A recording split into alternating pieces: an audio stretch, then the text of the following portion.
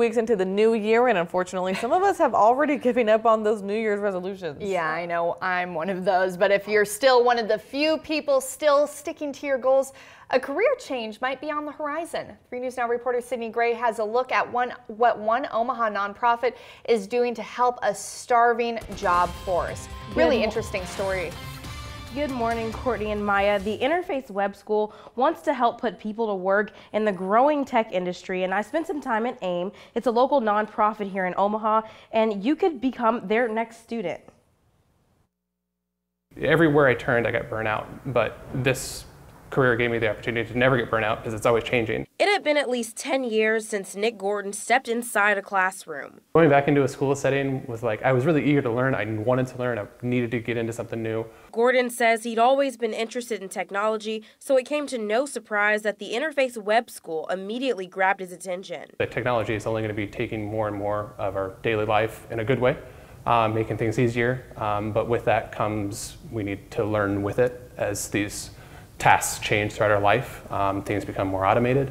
We just need to be aware of how that works. Gordon began learning how to code, something the Interface School says is essential to a changing workforce. As more tech companies either grow or arrive here in Omaha, there's a talent gap. According to the Greater Omaha Chamber's 2018 report, nearly 6% of its jobs are in tech positions. The report states Omaha also has twice the number of jobs as the national average. The majority of our students are career changers.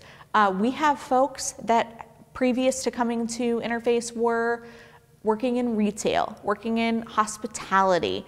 Jobs that Gordon says he was happy to leave. He started his new career as a web developer just 2 months after completing the program. Gordon says he hopes more schools will incorporate coding into their curriculum. If you can sit down and either learn it by yourself or find a teacher, whether that be Interface or whatever, you can develop the skills needed to find a career. You just have to have the drive to do it. Director Ellen Meyer tells me their school impacts students from K to Gray and encourages people to challenge themselves and learn about this growing industry. In the studio, Sydney Gray, 3 News Now this morning.